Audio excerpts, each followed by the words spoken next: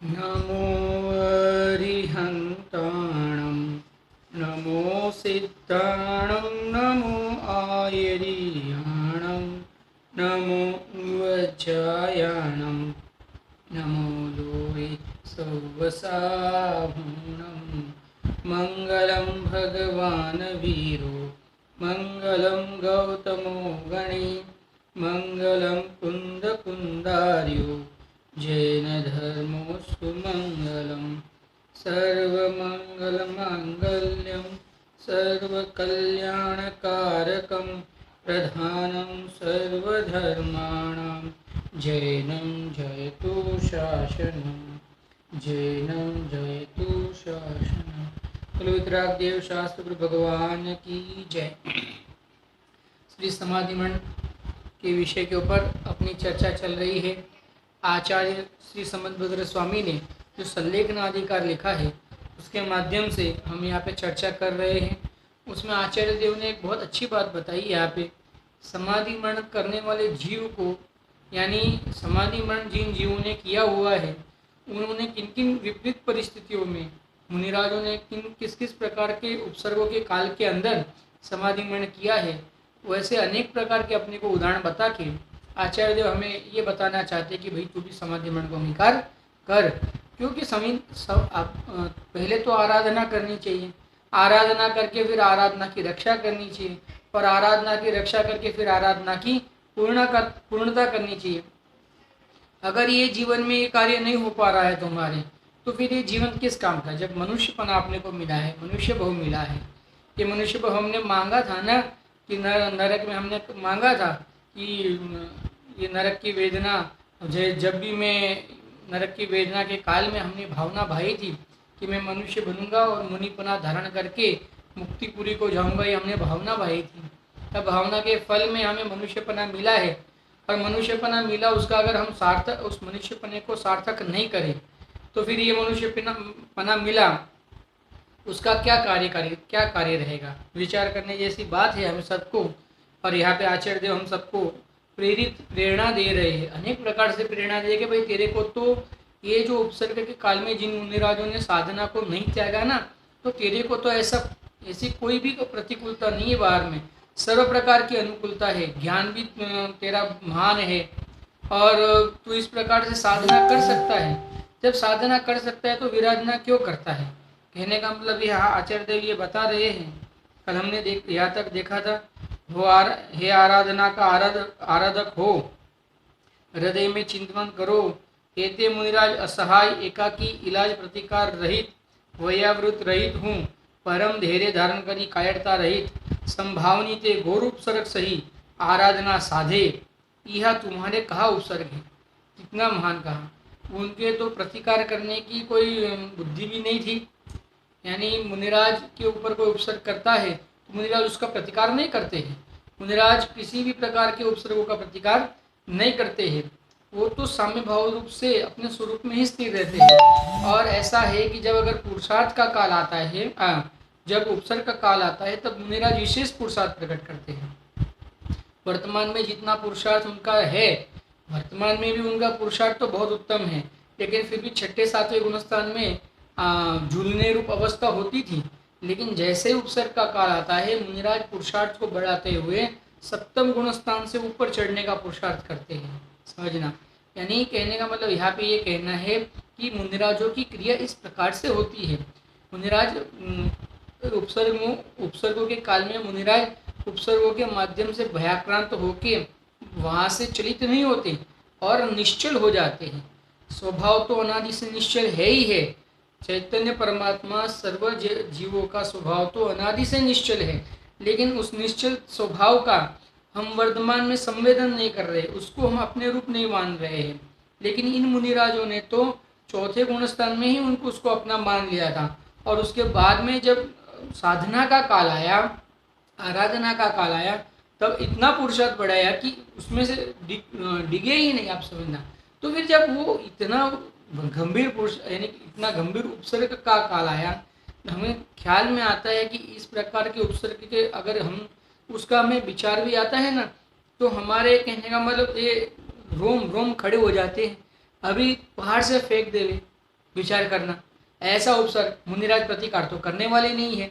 और हम अब कल्पना भी करें ना कि पहाड़ से क्या हम अपनी टेरेस के ऊपर बैठे और समझना, थोड़ा विकल्प करो कि हम गिर गए, थोड़ा सा सामान्य विकल्प करो कि हम गिर गए, फिर देखो क्या कैसी वेदना होती है अंदर में। यानी हम उस वेदना को भी खाली विचार करके भी महसूस, इतना गंभीरता से महसूस कर रहे हैं, तो वो उस मुनिराज तो उस वेदना को साक्षात वेद रहे हैं, फिर भी चलायमान नहीं होते। तो यहाँ पे आचार्य देव हमें ये प्रेरणा देते हैं, तेरे तो इस प्रकार का कोई उपसर्ग नहीं ना भैया, तेरे तो वर्तमान में 5 इंद्रिया मन इतना स्वस्थ है कि तू उसके माध्यम से चैतन्य स्वरूप आत्मा का ग्रहण कर सकता है। अरे आँख इतनी स्वस्थ है, कान इतने स्वस्थ है, तो आँखों के माध्यम से श्रुत का स्वाध्याय करो, कान के माध्यम से श्रुत को सुनो, कहने का मतलब। और ये जिह्वा मिली है तो ये जिह्वा के माध्यम से श्रुत को ही बताओ, समझना। तो श्रुत का ही एक समझना, एक स्वाध्याय रूप कार्य में ही संलग्न हो जाओ, क्योंकि स्वाध्याय समान तप न कभी हुआ है न कभी होगा। आचार्य शिवार्य यानी शिव कोटि मुनिराज ने भगवती आराधना जी में कहा है, कहने का मतलब। तो क्या करना चाहिए, वो तो प्रतिकार भी नहीं करते, वहाँ उनको कौन वयावृत, उनकी कौन वयावृत करने वाला है। जब उपसर्ग का काल है तो उनकी कौन वयावृत कर रहा है, कोई वयावृत नहीं कर रहा है, फिर भी स्वरूप से नहीं डिगे। तो हमारे तो ऐसा कोई उपसर्ग नहीं है। इस प्रकार से हमें ये बता के क्या बताना चाहते हैं, डराना नहीं चाहते, ये बता के हमें ये बताना चाहते हैं कि भाई तू अभी से ही समाधि मरण की भावना भाग, अब काल बीत रहा है, समझना। जैसे जैसे तेरी उम्र बढ़ रही है वैसे वैसे क्या हो रहा है, तेरे कमजोरी बढ़ रही है, तेरे वृद्धावस्था नजदीक आ रही है, शरीर में रोग आदि प्रवेश कर रहे हैं। ये सब जब तक उनका रंग दिखावे, उसके पहले तो चैतन्य रंग में रंगायमान हो जा। अरे प्रभु, चैतन्य रंग में अगर हम रंगायमान हो जाएंगे तो बाहर में कर्म अपना रंग नहीं दिखा पाएगा। बाहर में कर्म अपना रंग क्यों दिखा रहा है, क्योंकि हम अपने चैतन्य रंग में नहीं रंगे हैं। हम जैसे ही अपने चैतन्य स्वरूप के रंग में रंग जाएंगे, बाहर में कर्म अपना रंग नहीं दिखा सकता। नहीं दिखा सकता उसका मतलब क्या उदय नहीं आएगा, ऐसा नहीं है, उदय तो आएगा, हम उदय से नहीं जुड़ेंगे, क्योंकि उदय उदय में है, उदय स्वभाव में नहीं है।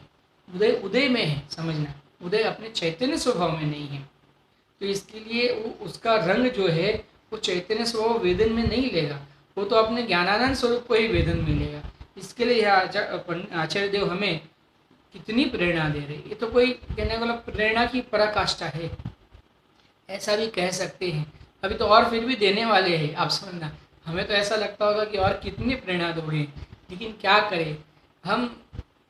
जैसे कोई निठल्ला जीव होता है, गधे की उपमा दी जाए तो भी कोई कम नहीं है। जैसे गधा होता है, उसको एक छड़ी से एक बार मारो तो 2-4 कदम चलता है, फिर वापस वो रुक जाता है, फिर उसको एक बार छड़ी से मारना पड़ता है, तभी वो 2-4 कदम चलता है।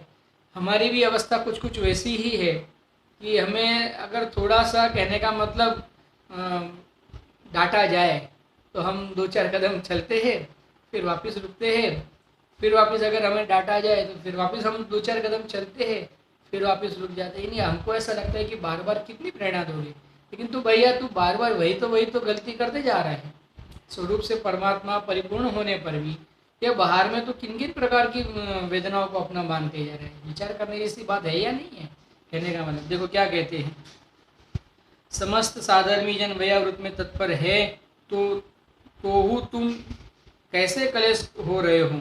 अरे समस्त साधर्मी जन तो वयावृत में तत्पर है, फिर तुम ये क्यों ऐसा कर रहे हो, ऐसा कह रहे हैं। देखो, अपने कोई कह सकता है कि हमको तो कोई नहीं दिखता है, आप कहते हो अरे भाई साधर्मी की बात की है। विचारना, साधर्मी किसे कहते हैं, साधर्मी, धर्मी के सहित हो उसको साधर्मी कहते हैं। यानी जितने भी साधर्मी है वो तो वास्तव में साधर्मी उसे ही कहा जा सकता है कि जो वास्तव में धर्म से सहित हो, धर्म से रंगायमान हुआ हो, धर्म की जिसने उत्पत्ति की हो, रक्षा की हो, समझना, उसे ही साधर्मी कहा जाता है। ये अलग बात है कि हम वर्तमान में अन्य जीवों को, अन्य जैनी जो जीव है उन्हें साधर्मी कहते हैं। वो तो व्यवहारने के माध्यम से, बाहर में उनकी उस रूप क्रियाओं के माध्यम से, श्रुत के स्वाध्याय के माध्यम से, जिनेन्द्र परमात्मा के देवशास्त्र, वितराग देवशास्त्र गुरु की वो उपासना करते हैं, तो उसके माध्यम से उनको साधर्मी कहते हैं, वो बात अलग है। लेकिन वास्तव में साधर्मी किसे कह सकते हैं? जो धर्म के सहित हो, धर्म से रंगाईमान जो हो, वो साधर्मी है वास्तव में। और यहाँ उन साधर्मी की बात की है जो धर्म से सहित हो, समझना। तो धर्म से सहित जितने भी साधर्मी होते हैं, वो सर्व साधर्मियों की एक ही भावना होती है कि मैं कब अपने चैतन्य स्वरूप में ऐसा स्थित हो जाऊं कि फिर ये जन्म मरण ही नहीं करना पड़े। ये क्या बार बार जन्म करना मरण करना, जन्म करना मरण करना, कहने का मतलब देखो क्या कहते हैं, ये सब बड़े बड़े पुरुष भय भय तिनके पौसाई नहीं था। ये जो बड़े बड़े पुरुष हो गए ना, बड़े बड़े का अर्थ क्या होता है? पर्याय में महान।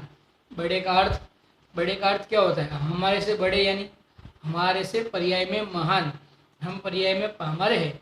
और ये जिनेन्द्र परमात्मा, ये मुनिराज साक्षात छठे सातवें गुणस्थानवर्ती मुनिराज, पंचम गुणस्थानवर्ती श्रावक, चौथे गुणस्थानवर्ती सम्यक दृष्टि जीव, ये सब कैसे है? हमारे से बड़े हैं। अरे 8 वर्ष का बालक अगर सम्यक दृष्टि जीव हो ना, तो भी वो हमारे से बड़ा है। क्यों? क्योंकि उसने पर्याय में सम्यक दर्शन पना प्रकट कर लिया है और वितरागता उसको भाग गई है, समझना। और वितरागता की आराधना उसने शुरू कर दी है। इसके लिए वो अपने से कहा कैसा है? बड़ा है। तो बड़े बड़े जो जीव है ना, यानी जो पूर्व में जो मुनिराज हो गए बड़े बड़े जीव, समझना, जो तीर्थंकर परमात्मा हो गए, पार्श्वनाथ भगवान जैसे महान महान जीव, जिनके ऊपर कितने उपसर्ग हुए थे। आप विचार करें कि इतने उपसर्ग के काल में भी कोई अपने स्वरूप से डिगायमान नहीं हुआ, ऐसा कभी हो सकता है क्या? फिर भी नहीं हुए थे ना वो तो अपने स्वरूप से डिगायमान। ये तो हमें ख्याल में है ना, हमने प्रथमान योग पढ़ा है, हमने आगम पढ़ा है, सबने आगम पढ़ा है। ख्याल में आ रहा है कि वो अपने स्वरूप से नहीं डिगे भाई। तो क्या कहते हैं, उनको तो कोई सहाय भी नहीं था, और तेरे को तो यहाँ पे सहाय करने वाले वर्तमान में कितने दिख जाते हैं। देखो हमें पूज्य गुरुदेव श्री की बात मिल गई है, तो तू परमात्मा है ऐसा नक्की कर प्रभु, तू पामर नहीं है। तो ये इतनी महान बात हमें मिली है कि नहीं मिली है? अरे कौन कहता है तू परमात्मा है? तू स्वभाव से परमात्मा ऐसा कहने वाला कौन मिल रहा है बताओ ये अभी वर्तमान में? अरे तू मेरा शिष्य है, तू ऐसा कर तो तू मेरा पैर पड़ तो ऐसा हो जाएगा, तू मेरी सेवा कर तो ऐसा हो जाएगा, ऐसे कहने वाले तो लाखों करोड़ों अरबों मिल जाएंगे। लेकिन तू स्वयं परमात्मा है, तू मेरा लक्ष्य मत कर, तू अपने चैतन्य स्वभाव का लक्ष्य कर, ऐसे करने वाले, ऐसे कहने वाले तो बहुत विरले ही मिलते हैं। कभी कभार कोई मिल जाता है, कोई किसी अपना महान पुण्य के वश मिल जाता है। तो यहाँ तो कहते हैं कि तेरा इतना पुण्य भी तो अब हो गया है, बाहर में तेरी इस प्रकार के श्रुत का तेरे अवलंबन हो गया। पहले तो देखो हमने टोडरमल जी का जीवन चरित्र पढ़ा है, उसमें हमने पढ़ा है कि नहीं पढ़ा है? उनको धौला आदि ग्रंथ चाहिए थे, लेकिन फिर भी नहीं मिले, दर्शन करने के लिए भी नहीं मिले। और उसके लिए उन्होंने उस काल में 2000 रुपये खर्चा किया, 50,000 रुपये खर्चा किया था उस काल में। विचार करना, वो काल में 50,000 का मतलब आज कितना होता है? 2000 होगा या 50,000 होगा, संख्या देख लेना, कोई बड़ी बात नहीं। ये तो ये कहना है कि फिर भी नहीं मिला था, तो फिर भी उन्होंने प्रयास नहीं छोड़ा था। यानी मेरे कहने का मतलब ये है कि अंदर में श्रुत की कितनी महिमा है, ये मेरा कहने का मतलब है।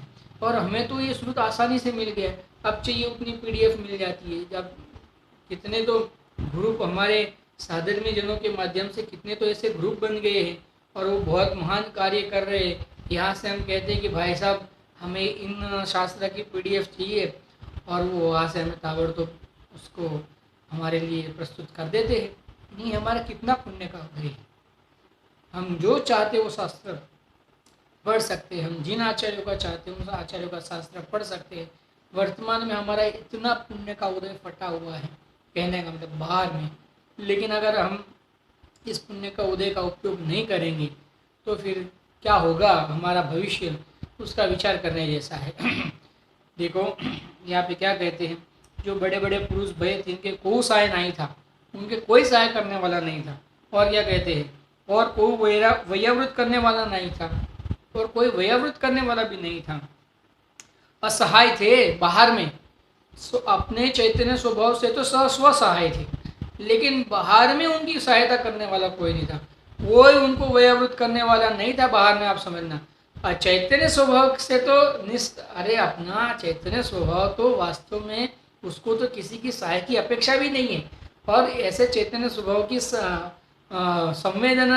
संवेदना में तो वो तो तत्पर है, उनको ऐसे भी किसी जीव की सहायता की गरज भी नहीं है, और गरज तो नहीं है, लेकिन बाहर में भी ऐसा सहाय करने वाला भी कोई नहीं नहीं दिख रहा है। समझना, कोई नहीं दिख रहा है, और हमें तो कितने सहाय करने वाले दिख रहे हैं। अभी अब एक एक बात करो तो सब साधारण मिल जाते हैं कि भैया क्या तकलीफ है बताइए, हम आपकी सर्व तकलीफ को, यानी आपकी जितनी भी पीड़ा है उसको दूर करने का प्रयास अवश्य करेंगे, हमारे से जितना हो सकता है उतना। अभी वर्तमान में कितनी सहायता मिल सके वैसी है, विचार करें। बाहर की बात है, अंदर में तो आत्मा किसी भी द्रव्य की, पर द्रव्य की सहाय ले सके ऐसा स्वरूप ही नहीं है, स्वसहाय है ना।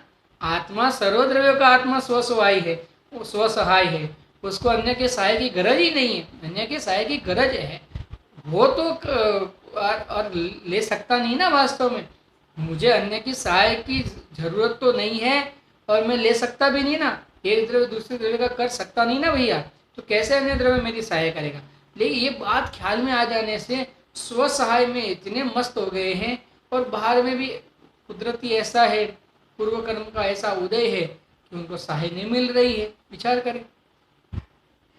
और क्या कहते हैं, तीन ऊपरी दुष्ट बैरी घोर उपसर किए, अग्नि ते दग्ध किए, पर्वत ते पटके, शस्त्री ते बिदारे, तथा तिर्यंजनी करी बिदारे गए, खाए गए, जल में डुबोए गए, कुवचन के घोर उपद्रव किए, तो हूँ सम्यक भाव नाही तजा, वो भी सम्यक भाव नहीं छोड़ा।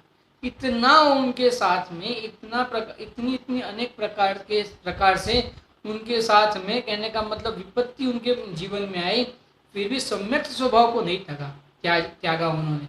देखो विचार करो कि सम्यक स्वभाव की कितनी महिमा आई होगी। मुझे ये बताओ, ये सब बल किसका है?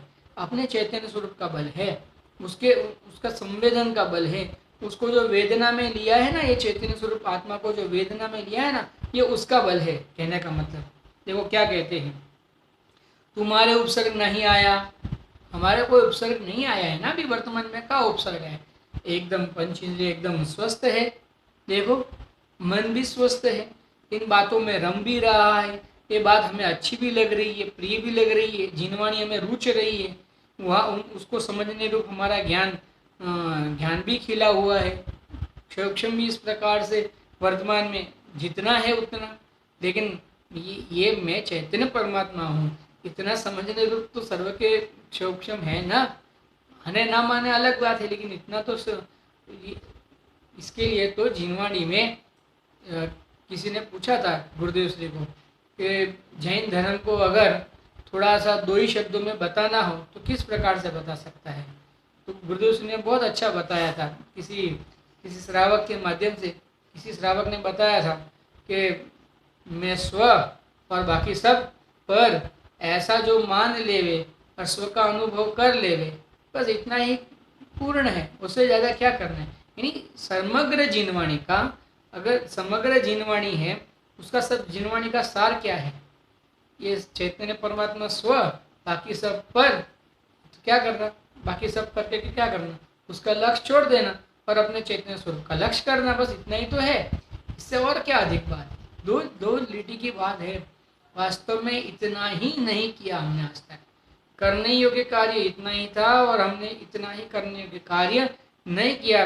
इसके लिए क्या कहते हैं, उन्होंने तो साम्य भाव नहीं दिया, तुझे तो ऐसा कोई उपसर्ग नहीं ना भैया। और धर्म के धारक करुणावान, धैर्य के धारक, परम हितोपदेश में, वैयावृत में उद्यमी, समस्त परिकर हाजिर है। अब आकुलता का कारण नहीं, तथा स्थित उष्ण पवन वर्षादिग्नि का उपद्रव नहीं, ऐसे अवसर में हूँ, कैसे शिथिल भय हूँ।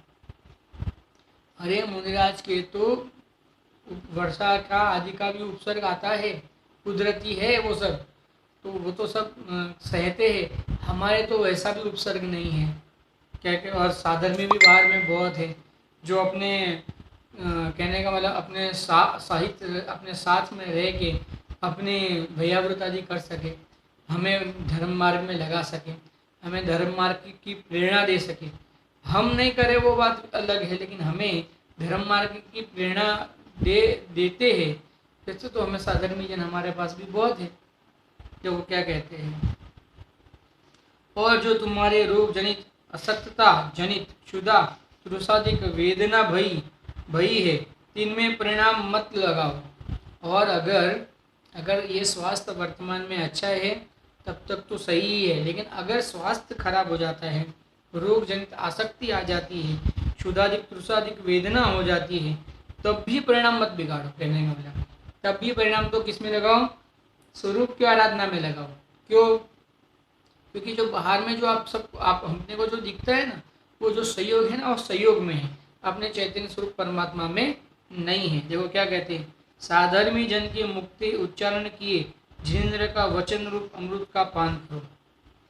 कितना गजब का ये स्वाध्याय करने की प्रेरणा दी ना, क्योंकि स्वाध्याय ही वास्तव में महान तप है। देखो क्या कहते हैं, साधर्मी जन के, यानी जिनके परिणति में धर्म प्रकट हुआ है, ऐसे जो धर्मी जीव हैं, उनके मुक्ति उच्चारण किए बताए गए जिनेन्द्र वचन रूप का। वचन तो जिनेन्द्र भगवान के ही होने चाहिए। देखिए हम भी जो बोलते हैं ना, हम भी जो प्ररोपण करते हैं, वो उसमें हमारी कोई बात की मिलावट नहीं होनी चाहिए। हम जो बात करते हैं वो जिनेन्द्र परमात्मा के मुख से आई हुई वितरागता की पोषक बात ही करनी चाहिए। कोई भी बात ऐसी नहीं करनी चाहिए कि जिससे राग पुष्ट होता हो, राग प्रमुख होता हो, राग मुख्य होता हो, कोई जीव रंजायमान हो जाए, ऐसी बात हमें नहीं करनी चाहिए। कहने का मतलब, और ऐसे ही जीवों की बात को सुनना चाहिए तो जो जिनके परिणति में धर्म की प्रकटता हुई हो, प्राप्ति हुई, या जो धर्म की प्राप्ति करने के लिए तालाबे कहने का मतलब जिसको धर्म की प्राप्ति करने की तालाबेली जगी हो, कब हो जाए, मुझे कब हो जाए, नहीं हो रहा है, मेरा पुरुषार्थ नहीं बढ़ पा रहा है, इस प्रकार के जिसके अंदर में कहने का मतलब खटक लगी हो, ऐसे जीव की बात सुननी चाहिए। बाहर में अगर कोई सम्यक दृष्टि ज्ञानी परमात्मा नहीं मिले, लेकिन अगर कोई सामान्य साधारण जन भी मिलता है कि जो वास्तव में जिनेन्द्र भगवान के कही हुई बात यानी वितरागता की पोषक वाली बात बताता हो, और उसको हमें सामने देख के ऐसा लगता भी हो कि इन जीव के तो इस प्रकार से वितरागता उत्पन्न हो, रक्षा हो और बढ़े और पूर्णता को प्राप्त हो, इसी प्रकार की भावना चल रही है, पुरुषार्थ नहीं उठ पा रहा है, उसको खेद भी वर्त रहा है, लेकिन प्रयास भी कर रहा है कि मेरे इस प्रकार के पुरुषार्थ बढ़े और इस प्रकार के कार्य मेरा हो। तो ऐसे जीव क्या कहते हैं, ऐसे जीवों के मुख के माध्यम से जिनेन्द्र भगवान के वचन को सुनो। वचन तो जिनेन्द्र भगवान के ही होते हैं, हमारे वचन होते ही नहीं वास्तव में। कहने का मतलब हम जो कुछ भी कहते हो जिनेन्द्र परमात्मा के माध्यम से कही हुई, आचार्य के माध्यम से बताई हुई बातें ही कहते हैं, और कहना भी चाहिए, उससे विपरीत ना कुछ कहना चाहिए। कहने का मतलब देखो, ताते समस्त वेदना रूप विष का अभाव होई, और ऐसी जिनवाणी के आगम के माध्यम से अगर आप आराधना करोगे, उसी के माध्यम से समस्त वेदना रूप विष का अभाव हो। वेदना को विष कहा है, वेदना को विष कहा है, क्योंकि ये कर्मों के माध्यम से, जो शरीर के माध्यम से हमें वेदना उत्पन्न होती है ना, वो जहर के समान है। जैसे जहर में हम तड़पते हैं जहर पीने से, वैसे ही ये कसायों के माध्यम से, ये शरीर के बुद्धि के माध्यम से, शरीर के संस्कार के माध्यम से हम तड़प रहे हैं, हम विचलित हो रहे हैं। तो यहाँ पे आचार्य देव हमें क्या कहते हैं, तो श्रुत का आश्रय ले, जो जिनेन्द्र परमात्मा की बातें हैं, उन जिनेन्द्र परमात्मा की बातों का आश्रय हम ग्रहण करें, और उसके माध्यम से क्या करें, उसके माध्यम से क्या करें, अमृत वेदना रूप विष का अभाव करें। कोई कह सकता है कि जिनवाणी के माध्यम से, जिनवाणी सुनने से आत्मा का अनुभव होता है, ऐसा तो आप मना करते हो।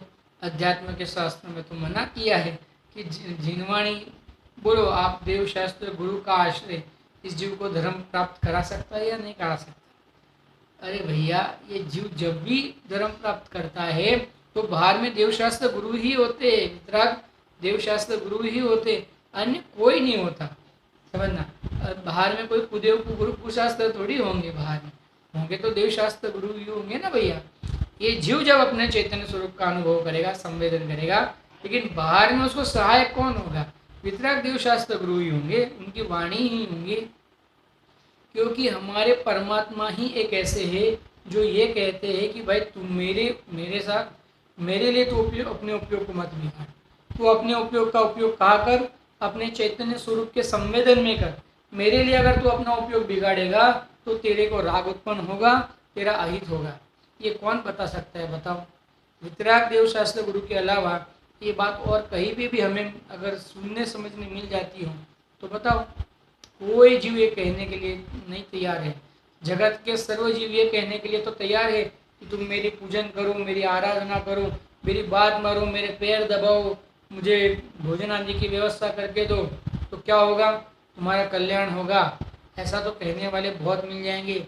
लेकिन वितराग परमात्मा क्या कहते हैं कि तू अपने चैतन्य स्वरूप को देख, उसकी आराधना कर, तो अपने रत्नत्रय की रक्षा कर, सम्यक दर्शन ज्ञान चरित्र की रक्षा कर। देखो क्या कहते हैं,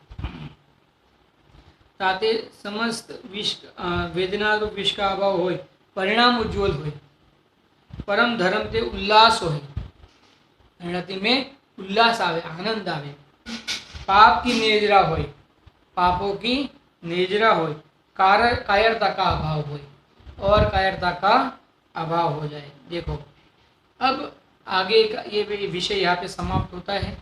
जो आचार्य देव ने उपसर्गों के माध्यम से समझाने का हमारे को प्रयास किया था कि इस प्रकार के उपसर्गों में भी मुनिराज आदि तो नहीं टिके थे, तो तेरे तो इस प्रकार का उपसर्ग नहीं है, तो तू क्या कर, अपनी आराधना को पूर्ण कर। इस प्रकार से हमें प्रेरणा दी थी। अब आगे हमें चार गति के दुख को बता के, चार गति में भिन्न भिन्न प्रकार के दुख को बता के हमें ये बताएंगे कि चार गति में दुखों इस प्रकार के दुख है, तुझे इस प्रकार का दुख वर्तमान में नहीं ना, तो तू अपने चैतन्य स्वरूप की आराधना में संलग्न हो जा। इस प्रकार से चार गति के दुखों को भी बता के अपने हमें घबराना नहीं चाहते, हमें अपने आराधना में लगाना चाहते। देखो जिनेंद्र परमात्मा की वाणी तो सिर्फ एक आराधना की ही बात करेगी, समझना, बाकी कोई बात नहीं करेगी। देखो क्या कहते, अब चतुर्गति के दुख और वेदना आवते चतुर्गति में जो दुख भोगे इनको चिंतवन करो। और वेदना आने के काल में चार गति में हमने जो दुख पूर्व में भोगे हैं ना, उसका चिंतवन करो। आगम में, छड़ाला में और कई जिनवाणी में हमें चार गति संबंधी दुख की बात हमें बताई हुई है। मोक्ष मार्ग प्रकाशक जी में पंडित टोडरमल साहब ने बहुत सुंदर तरीके से हमें चार गति के दुख की बात बताई है। छड़ाला में भी बहुत सुंदर तरीके से बताई हुई है। कार्तिक के अनुपेक्षा में भी हमें बहुत सुंदर तरीके से बात बताई हुई है। तो ये सब बात सुन के क्या करना है, हमें उनका चिंतन करके क्या करना है, डरना है? अरे नहीं भाई, ये प्रकार के दुख हमने बहुत बार भोगे, अब इस प्रकार के दुखों को नहीं भोगना है, तो क्या करना है, चैतन्य की आराधना करना है, बस ऐसा। देखो क्या कहते हैं, इस संसार में परिभ्रमण करता जीव कौन कौन वेदना नहीं भोगी। अरे हमने ये चार गति 84 लाख योनि में घूमते हुए ये अनंत परावर्तन जो किए हैं पूर्व में, उसमें हमें कौन से प्रकार की वेदना नहीं सही है, कौन सी प्रकार की पीड़ा हमें नहीं हुई है, बताओ। अनेक बार क्षुधा वेदना ते तृषा वेदना ते मरा है, अनेक बार क्षुधा वेदना तृषा वेदना से तो मरा है, अनेक बार मरा है, कहने का मतलब। अनेक बार अग्नि में दग्ध हुई मरे हैं, अनेक बार अग्नि में जल के मरा है, अनेक बार अग्नि में जल के मरे कि नहीं मरे। तिर्यंज गति में, मनुष्य गति में के जीव भी नहीं मरे हैं, कितने मरे हैं। और अग्नि काय के जीव तो मरते ही रहते हैं, विचार में। जल में डूबी अनेक बार मरे, विष भक्षण करी मरे, विष भक्षण करके मरे हैं। देखो और क्या कहते हैं, अनेक बार सर्प स्वान आदि करी मारे गए हो, अनेक बार शेर, सर्प, कुत्ते, शिकारी कुत्ते और अनेक अनेक प्रकार के जंगली पशु जो जानवर होते हैं, तो तिर्यंज गति के जीव होते हैं, उनके माध्यम से हमारा भक्षण हुआ है कि नहीं हुआ है। शिखर से पड़ी मरे हो, शिखर से गिर के मर गए हैं, शस्त्र के विदारे मारे हो, किसी ने हमको शस्त्र से विदार दिया है। अब कहाँ दुख है, वापिस वही बता रहे हैं, चार गति में इस प्रकार के दुख इस जीव ने बहुत बार किए। अभी देखो ये हिरण जो होता है, बताओ तो बेचारा मांसाहारी प्राणी भी नहीं है, फिर भी शिकारी होते हैं, तीर से उनका वध कर देते हैं। तो बताओ दुख, वैसे दुख हमने भोगे हैं या नहीं भोगे हैं। अरे जितने सर्प है इस जो सर्प है वो एक सर्प दूसरे सर्प को खा जाता है, बड़ा सर्प छोटे सर्प को खा जाता है, पर छोटा सर्प जो होता है उसको सामान्य मनुष्य गति के जो कहने का मतलब जो बिल आदि प्रकार के जीव होते हैं वो मार के खा जाते हैं। यानी आप विचारो कि कितनी प्रकार से बिदारे गए हैं, कितनी प्रकार से खाए गए हैं, कितनी प्रकार से हमें ये वेदना कर कर के मरे हुए हैं। वर्तमान में तो ऐसी कोई वेदना नहीं है ना, तो अब तो आराधना कर भैया, ऐसी बात है। देखो क्या कहते हैं, और जो दुख नरक तिर्यंज में दीर्घ काल भोग्या है। नरक गति के और तिर्यंज गति के दुख सभी जिनवाणी में ऐसा कहा है कि उसको कहने में जिनेन्द्र परमात्मा भी समर्थ नहीं है। ऐसे दुख तो हमने अनंत बार भोगे जिनको कहने में तीर्थंकर परमात्मा समर्थ नहीं। देखो क्या कहते हैं, इनको क्या ज्ञानी भगवान जाने हैं, इनको तो ज्ञानी भगवान क्या करते हैं, जानते हैं। यह अब किंचित वेदना अति अल्पकाल आई ताते धैर्य मत छोड़ो। अब यहाँ तो किंचित वेदना आई है भाई, अब थोड़ा सा पैर नहीं चल रहे हैं, थोड़ा सा हाथ नहीं चलता है, थोड़ा सा कहने का मतलब प्रमाद चढ़ता है, थोड़ा सा सर दर्द करता है, उसमें तो धैर्य छोड़ देता है। थोड़ा सा बुखार आता है उसमें तो धैर्य छोड़ देता है, अरे स्वाध्याय छोड़ देता है।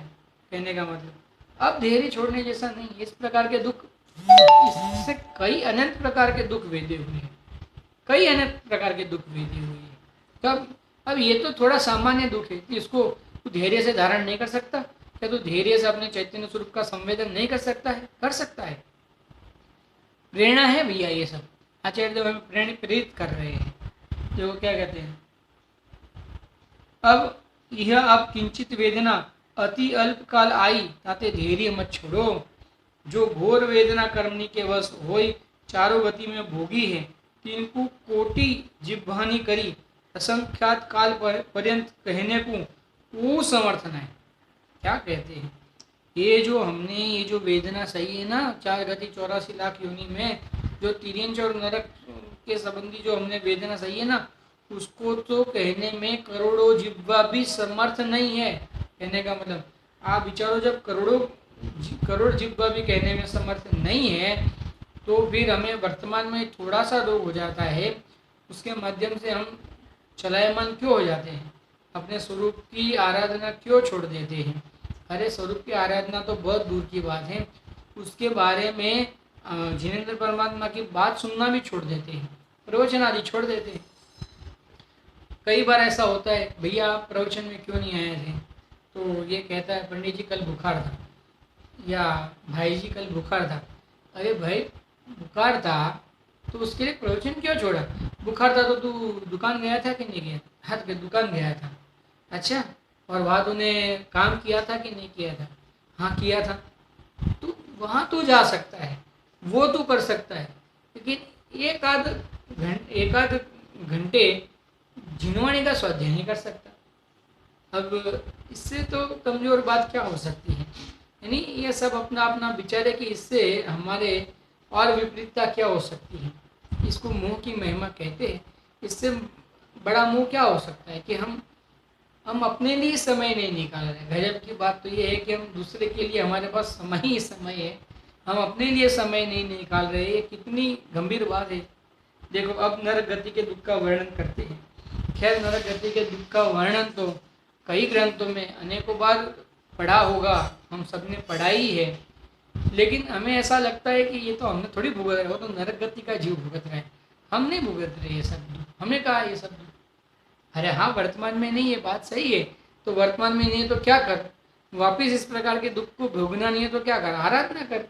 और वो तो दुख कर नहीं रहा है, तो उसका अर्थ क्या होगा, फिर वो दुख भोगने पड़ेंगे, वो दुख बाद में भोगने पड़ेंगे। अगर नहीं भोगना है तो आराधना कर। देखो क्या कहते हैं, नरक में दुख की सामग्री है जिनकी जात इस लोक में है नहीं। नरक में जो दुख की सामग्री है ना, उसकी जात तो इस लोक में और कहीं नहीं है, ऐसा कहते हैं। गजब है, कैसे दिखाई जाए? अब उसको कैसे दिखावे भाई? वर्तमान में कोई ऐसा कहते हैं कि हमें नरक के दुख यहाँ दिखाओ, बताओ कैसे दिखाएंगे?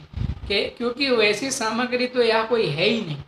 अब बताओ यहाँ पे सेमरतल वाला वो झाड़ है, वैतरणी नदी है यहाँ पे नहीं है। कैसे दिखाए, कैसे दिखाए बताओ। यहाँ पे वो जो बिल होते हैं जहाँ से ये नारकी जीव पैदा वहाँ से उत्पन्न होता है ना, उसका जन्म होता है, उसका उत्पाद जन्म होता है वहाँ से। तो वो वहाँ से गिरता है जब, तो आपको मालूम होगा बिल का वर्णन आपने सुना होगा। जो बिल होता है ना, बिल, उसमें अनेक अनेक प्रकार के छुरे भाले वो ऐसे होते हैं। कहने का मतलब उसमें से पांच होते कटते कटते ये जीव आता है।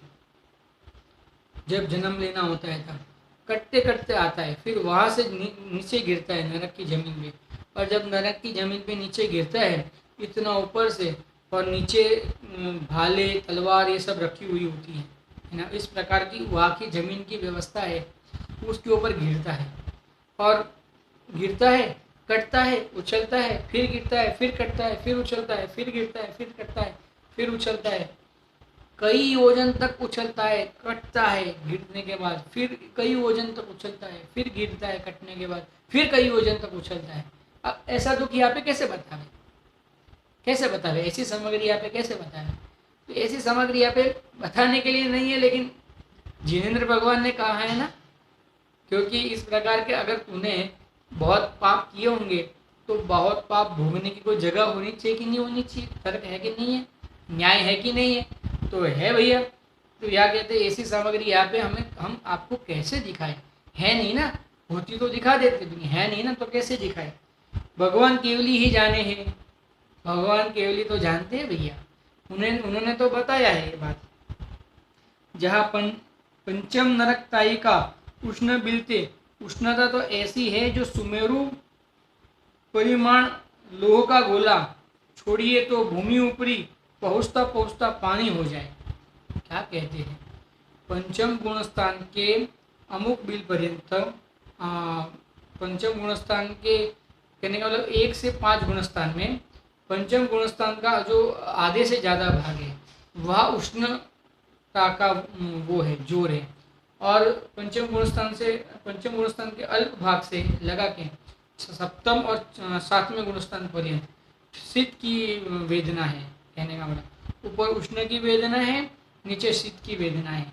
तो ऊपर जो उष्ण की वेदना है वो किस प्रकार के हैं कि सुमेरु पर्वत है, वैसा सुमेरु पर्वत ऊपर बिल से छोड़ा जाए और वो जमीन है ना, वो नरक की जमीन, वहाँ गिरते तक तो वो पानी हो जाए। कहने का मतलब इतना बड़ा गोला, सुमेरु पर्वत जितना बड़ा गोला क्या हो जाए, पानी हो जाए। ग्रीष्म काल में उपजी वेदना, क्षमा करें नीचे आ गया, ऊपर देखते देखो,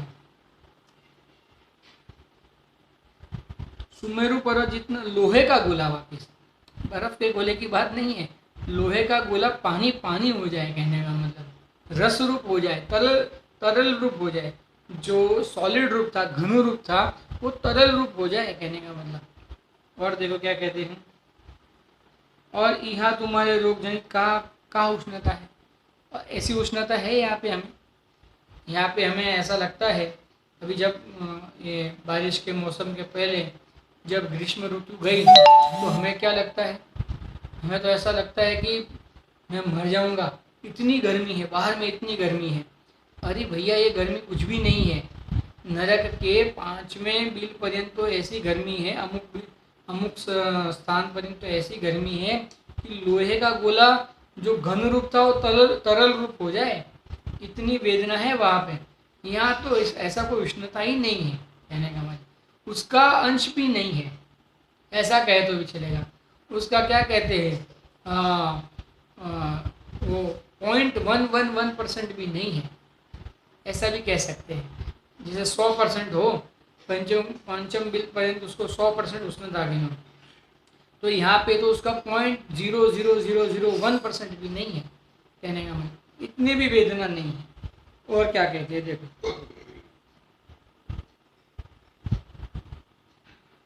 हाँ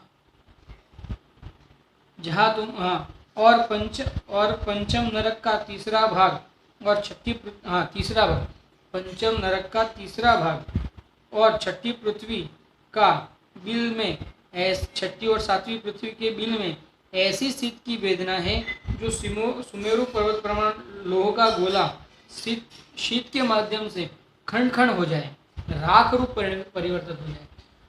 लोह का गोला वह इतनी ठंडी है, पंचम गुणस्थान के पंचम नरक के तीसरे भाग से लगा के सप्तम नरक पर्यंत शीत की इतनी वेदना है कि सुमेरु पर्वत जितना बड़ा अगर लोहे का गोला ऊपर से फेंका जाए, बिल से फेंका जाए वहां से, तो जमीन पर तक आने तक तो वो राख रूप परिवर्तन हो जाएगा। कहने का मतलब वह तरल रूप हो जाए, यहाँ राख रूप हो जाए, बिखर जाए, है ना। इतनी शीत की वेदना है। देखो और क्या कहते हैं, ऐसी वेदना जीव चिरकाल पर्यंत भोगी, और ऐसी वेदना तो नरक के कई सागरों पर्यंत हमने भोगी है। कहने का मतलब देखो, यहाँ मनुष्य जन्म में ज्वराधिक रोग जनित तथा तृषाति उपजी तथा ग्रीष्म काल ते उपजी उष्ण वेदना तथा शीत ज्वराधिक ते उपजी व शीत काल में उपजी शीत वेदना कहती है। किस प्रकार की? अरे ग्रीष्म काल में गर्मी की वेदना, शीत काल में शीत की वेदना, वो ले लो। और उष्णता देखो, जो बुखार होता है, जो ज्वर होता है, वो दो प्रकार का होता है। एक तो उष्ण ज्वर होता है और एक शीत ज्वर होता है। जैसे उष्ण ज्वर के लिए आपने देखा होगा कि अब सर के ऊपर और वो सब जगह पे गीला कपड़ा लगाया जाता है। और जब शीत ज्वर होता है तब क्या करते हैं, 2, 3, 4 कंबल ओढ़े जाते हैं। आपने देखा होगा। तो उसका मतलब दो प्रकार के ज्वर होते हैं। तो दो प्रकार के ज्वर के अंदर की जो वेदना है, वो वेदना ये नरक की वेदना के तुलना में कितनी गिनी जाए? अंश मात्र भी नहीं है। कितनी गिने? अंश मात्र भी नहीं है। क्या गिने उस वेदना को? क्या वेदना गिने? कुछ नहीं गिन सकते हैं। और यहाँ इतनी वेदना कितने काल है? अल्प काल है। और वहां तो वो वेदना अखंड रूप से जन्म से मृत्यु पर्यंत है उनके। कहने का मतलब जितना उनका आयु है, जितने सागर पर्यंत का उस जीव का, नारकी जीव का आयु है, उतने काल निरंतर भोगना है। और यहाँ पे अगर हमें कोई उष्ण जर और शीत जर आ जाए, या ग्रीष्म ऋतु या शीत ऋतु आ जाए, उसकी वेदना कितने काल है? ठंडी गिरती है, कितने काल गिरती है? 1 महीना, 2 महीना। ग्रीष्म ऋतु कितनी चलती है? 2-3 महीना। और उससे अधिक क्या चलती है? अधिक से अधिक गिनो 4 महीना। उससे अधिक तो नहीं गिरती है।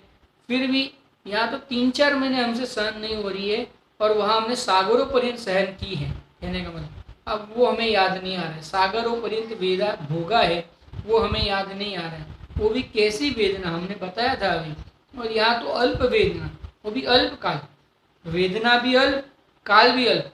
वह वेदना भी अमाप, असीम वेदना जिसकी कोई सीमा नहीं, और काल भी बहुत बड़ा काल। वो काल की गिनती करने के लिए अपने कैलकुलेटर उपयोगी नहीं होंगे। नरक के एक सागर की गिनती करने के लिए अपना कैलकुलेटर दूर दूर तक भी सहाय नहीं है।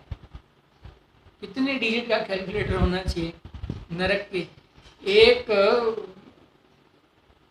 एक सागर में तो असंख्यात अब्बज वर्ष आ जाते हैं।